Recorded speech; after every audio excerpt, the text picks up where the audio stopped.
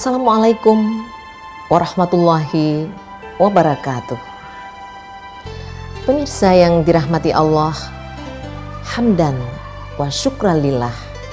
Kita bertemu lagi hari ini untuk berbincang-bincang tentang topik yang berguna bagi kehidupan kita. Perbincangan kita kali ini, pemirsa, adalah tentang upaya membangun keharmonisan dengan memupuk cinta kasih. Pemirsa, ada orang yang memasuki sebuah perkawinan didahului oleh masa pacaran yang panjang. Mereka yakin dengan berpacaran akan dapat membangun keharmonisan perkawinannya. Namun, ternyata dari realitas yang terjadi, nampaknya tidak selalu pacaran itu menjamin pasangan suami istri akan dapat mewujudkan keutuhan perkawinannya. Rasulullah SAW, pemirsa, ketika ia menikah dengan Khadijah, menikah dengan Aisyah, tidaklah melalui proses pacaran sebelumnya. Dan ada yang menarik, pemirsa, dari penelitian disertasi saya, hasilnya menunjukkan ketika saya meneliti pasangan-pasangan yang berhasil mempertahankan keutuhan perkawinannya dan berhasil membangun keharmonisan perkawinan, ternyata tidak semuanya mereka diawali dengan masa pacaran yang panjang. Bahkan lebih banyak pasangan tersebut menikah tanpa pacaran. Namun yang mereka lakukan, pemirsa, adalah memupuk cinta kasih yang tumbuh pada saat awal perkawinan. Pemirsa yang dirahmati Allah, menarik bukan? Bagaimana caranya pasangan tersebut memupuk cinta kasih yang tumbuh di awal perkawinan? Dari beberapa teori-teori psikologi dan perkembangan, mungkin kita sudah banyak membaca banyak cara memupuk cinta kasih. Namun dari hasil penelitian yang saya lakukan ini, beberapa hal mereka lakukan untuk memupuk cinta kasih yang mungkin dapat menjadi contoh bagi kita semua. Pertama, mereka memupuk cinta kasih dengan mengembangkan sikap saling mengerti dan menerima pasangannya. Pemirsa, pasangan kita sebetulnya kalau kita sadari bukanlah manusia yang sempurna, bukanlah makhluk yang perfect. Pasangan kita mempunyai kelebihan-kelebihan, tapi jangan lupa pemirsa, dia juga mempunyai kelemahan-kelemahan. Maka ketika kita melihat ada kelemahan-kelemahan pasangan kita, jangan menafikan kelebihan-kelebihannya. Apabila kelemahan-kelemahannya itu adalah hal-hal yang tidak substansial, mengapa tidak kita terima apa adanya dia dan kita lengkapi dengan kelebihan yang kita miliki? Bukankah di dalam Al-Quran Allah mengatakan, kami lebihkan sebagian kamu dari yang lain. Dan di dalam ayat lain juga dikatakan bahwa kamu adalah pakaiannya, mereka adalah pakaianmu. Saling melengkapi satu sama lain. Tidak mungkin satu orang menjadi makhluk yang sempurna, tetapi ketika kedua orang menampilkan diri, saling mendukung satu sama lain, saling melengkapi satu sama lain, maka akan lahirlah manusia-manusia yang perfect, yang paripurna. Pasangan yang tadi saya teliti ternyata melakukan hal itu. Ketika menikah, dia lihat ada kelemahan-kelemahan pasangannya. Dia mencoba mengingatkan, dia mencoba sharing, dia mencoba memberi saran. Tetapi ketika ia lihat pasangannya itu tidak berubah dan dilihat Sikapnya itu adalah sikap yang sebenarnya tidak terlalu perlu untuk dipermasalahkan. Maka ia pahami, itulah pasangannya apa adanya. Ia terima itu. Yang kedua, mengembangkan sikap saling menghargai. Seorang istri sangatlah patut menghargai suaminya. Karena di dalam Al-Quran dikatakan, Ar-rijalu qawwamuna 'alan nisa. Bahwa laki-laki itu adalah pemimpin bagi kaum wanita. Konteks pemimpin di sini pemirsa tertuju pada konteks pemimpin di dalam keluarga. Boleh wanita di luar menjadi pemimpin, apakah di dalam jabatannya di masyarakat atau di organisasi sosial. Tapi satu hal yang perlu ia sadari, bahwa ketika ia berada di rumah, di dalam rumah tangga, pemimpin itu adalah suaminya. Maka pemirsa, ia harus menunjukkan penghargaan kepada suaminya. Sebaliknya, suami mentang-mentang ia menjadi pemimpin, bukan berarti ia tidak menghargai istrinya. Idealnya, ia juga perlu menghargai istrinya sebagai sosok perempuan yang menjadi pemimpin dalam rumah tangga suaminya. Sikap saling menghargai ini pemirsa ditunjukkan bagi pasangan keluarga sakinah. Ketika misalnya satu contoh kecil pemirsa, seorang istri yang sudah mencoba membuat masakan yang terbaik menurutnya untuk suaminya. Kemudian ia hidangkan pada saat suaminya pulang dari kantor. Suami yang baik tentunya tidak akan mau memberikan komentar-komentar yang menyakiti perasaan istrinya atau menghina masakan istrinya. Tapi yang terbaik adalah mungkin dia mengucapkan kata-kata seperti ini. Aduh mama, wah ini masakan yang mama hidangkan sangat-sangat enak ini. Kayaknya papa dilapar ini, ingin mencoba ini. Wah mama udah capek dari tadi menghidangkan masakan ini. Biar papa coba ya, yuk kita makan sama-sama mama. Nah, ketika dia rasakan, walaupun dalam masakan itu mungkin ada yang kurang, tidak sepantasnya dia langsung memberikan celaan.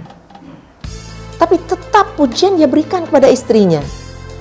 Wah mama, papa ini udah kenyang ini. Enak loh masakan mama.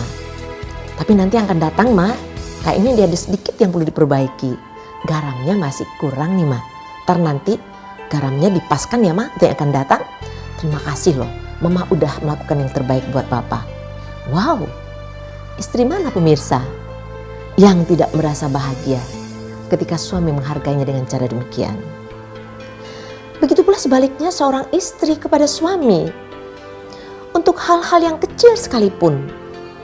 Misalnya, satu contoh, ada mantan pacarkah atau mantan teman lelakinya kah yang ingin berkunjung ke rumah? Istri yang menghargai suami tidak serta-merta mengatakan kepada pacarnya itu mantannya lah kah? Apakah itu lelaki lain kah yang pernah dekat dengannya? Untuk segera mempersilahkan ke rumah, berbincang-bincang di rumah, bercengkrama di rumah. Tapi istri yang bijaksana, dia sangat menghargai suaminya. Dia akan mengatakan kepada pacarnya, silahkan kamu datang ke rumah, tapi saya akan kasih tahu suami saya dulu. Kalau suami saya pulang, maka kita bisa berbincang-bincang di rumah, kita bisa makan bersama suami saya di rumah. Lalu dia telepon suaminya, Pak, tadi ada teman mama loh, teman lama mama itu mau datang ke sini dan katanya pengen berbincang-bincang di sini, pengen bercengkrama, pengen silaturahmi. Papa kapan pulangnya? Kapan ada waktu? Lalu suami bilang, oh ya ma, mungkin besok malam papa ada waktu. Oke, lalu dia telepon temannya tadi. Aduh, suami saya bisanya besok malam. Gimana kalau besok malam kamu bisa datang ke rumah, bawa keluargamu, insya Allah kami akan menyambut kamu di rumah. Kita akan sambut bersama suami tercinta.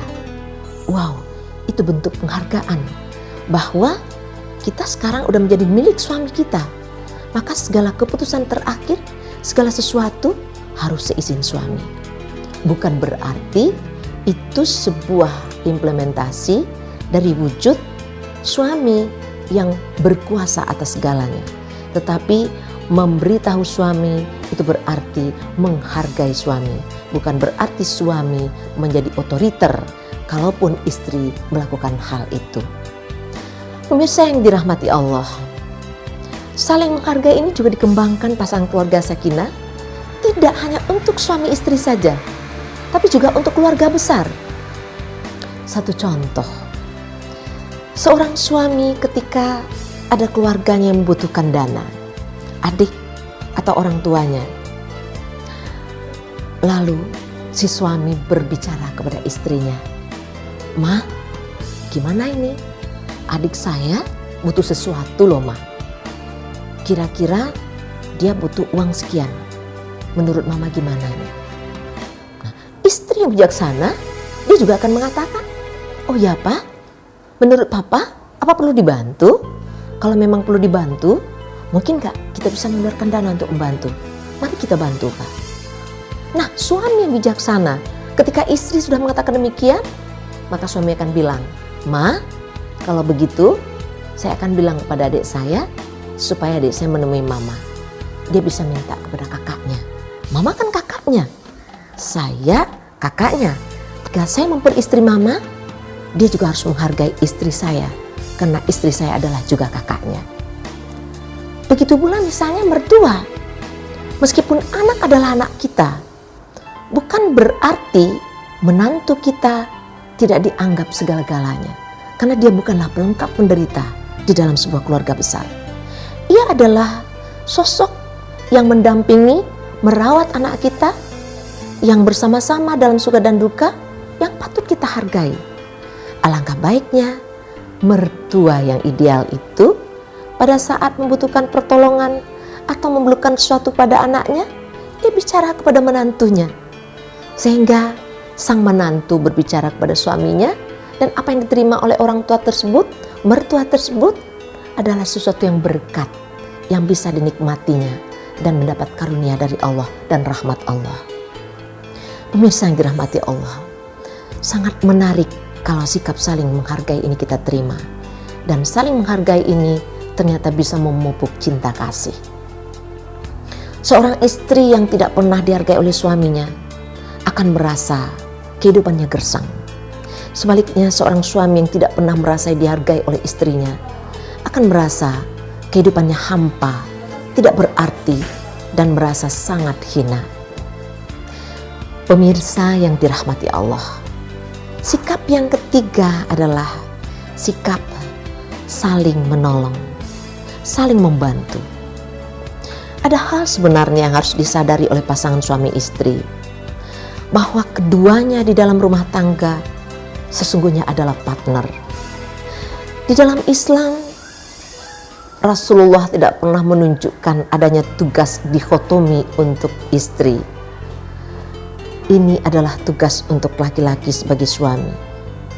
Rasul mencoba melaksanakan tugas-tugas rumah tangga, mengurus tugas-tugas rumah tangga, mengurus keluarga secara bersama-sama dengan istrinya.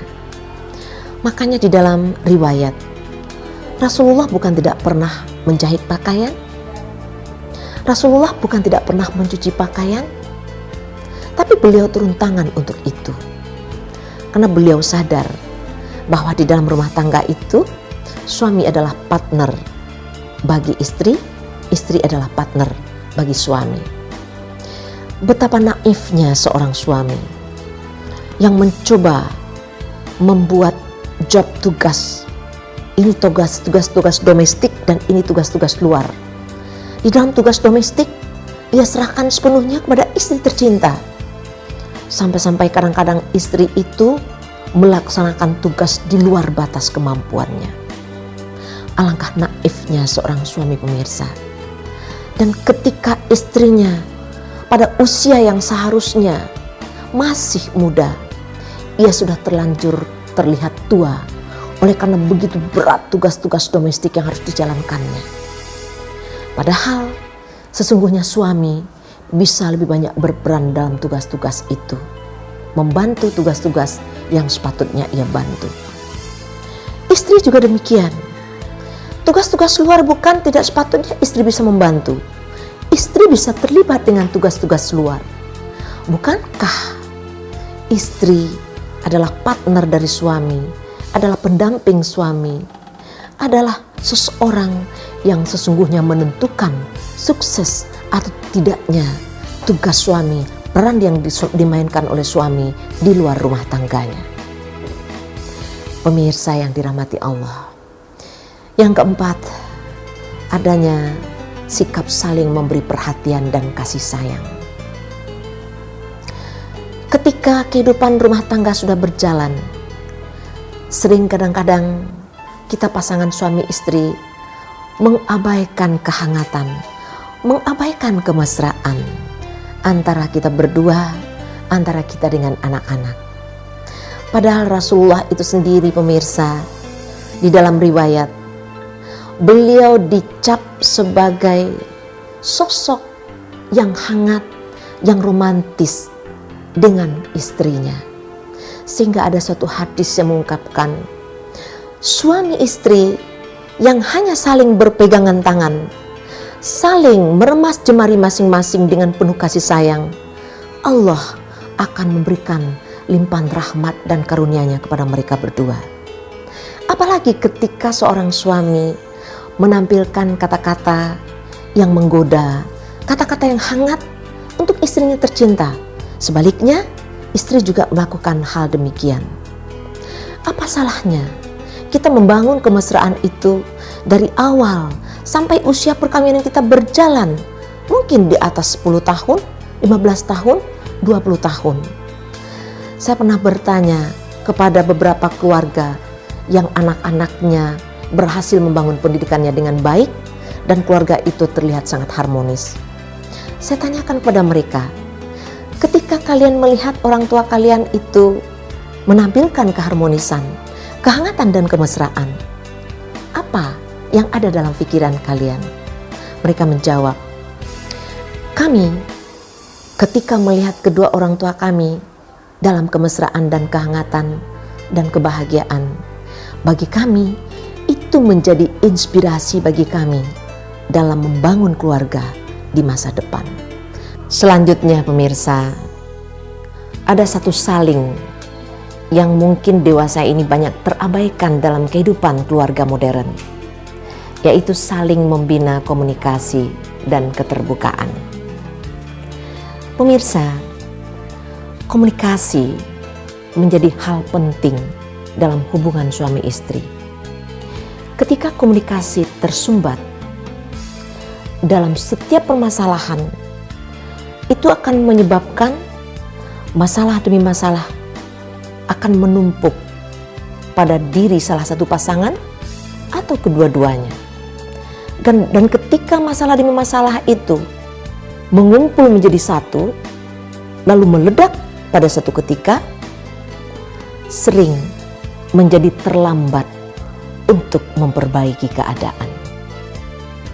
Karena itu pemirsa, sebagai suami dan istri, tidak cukup hanya kita dengan mengembangkan semua saling yang disebutkan di atas, tanpa melengkapi dengan berusaha saling terbuka, saling membina komunikasi dengan pasangan kita, dengan cara apapun, dalam keadaan bagaimanapun, dan selalu kita tingkatkan semakin menarik, semakin mengikat antara satu dan lainnya. Banyak hal dalam keluarga itu yang menyebabkan terjadinya konflik disebabkan karena komunikasi dan keterbukaan yang tidak jalan. Satu contoh kecil pemirsa, tidak terbuka dalam hal ekonomi. Banyak biaya rumah tangga yang dibutuhkan dari waktu ke waktu. Istri tidak mencoba mengkomunikasikan dengan suami. Di lain pihak, suami yang merasa bahwa ia sudah pontang-panting mencari nafkah, sementara istrinya membelanjakan nafkah semena-mena, tidak pernah pula mencoba mengkomunikasikan dengan istrinya secara terbuka. Apa yang telah dilakukan untuk mendapatkan nafkah? Betapa kerja kerasnya telah optimal dalam mencari nafkah. Berapa yang sudah ia dapatkan untuk nafkah pada bulan ini. Sehingga tidak jarang dalam kehidupan modern ini ada istri yang sudah memasuki kuliah di perguruan tinggi anaknya. Sampai saat itu pun ia tidak pernah tahu berapa pendapatan suaminya. Karena suami tidak pernah terbuka. Karena suami tidak pernah mau transparan dalam hal ekonomi. Dan ini memicu konflik di dalam beberapa keluarga. Begitu pula ketika misalnya ada suami yang merasa banyak ketidakpuasannya terhadap istri. Tetapi si istri tidak pernah tahu apa sih yang diinginkan suamiku sesungguhnya. Lalu pada puncaknya suami menyatakan bahwa ingin berpisah dengan istrinya. Si istri kaget karena selama ini suami gak pernah bercerita apa sih yang ia inginkan terhadap istrinya ini. Maka suami yang baik idealnya ketika ada yang tidak ia sukai dari pasangannya, ia akan mengungkapkan itu secara halus, secara lemah lembut, secara bijaksana, secara santun kepada istrinya. Dan istri yang baik juga akan terbuka mencoba melakukan upaya yang bisa memuaskan pasangannya. Sebaliknya, seorang istri juga demikian. Banyak istri misalnya, satu contoh kecil, dalam melakukan hubungan khas suami istri, tidak terbuka kepada suaminya. Sesungguhnya, apa sih yang membuatkan ia puas dalam melaksanakan hubungan seksual itu dengan suaminya? Sehingga kadang-kadang yang terjadi adalah kepuasan sepihak, hanya suami saja yang puas. Tetapi istri kadang-kadang seumur perkawinannya tidak pernah merasakan kepuasan. Ini juga terjadi karena tidak pernah adanya keterbukaan antara suami istri. Padahal pemirsa, Rasulullah dengan istri-istrinya, baik dengan Khadijah, dengan Aisyah maupun istri-istrinya yang lain, selalu terbuka dalam berbagai hal.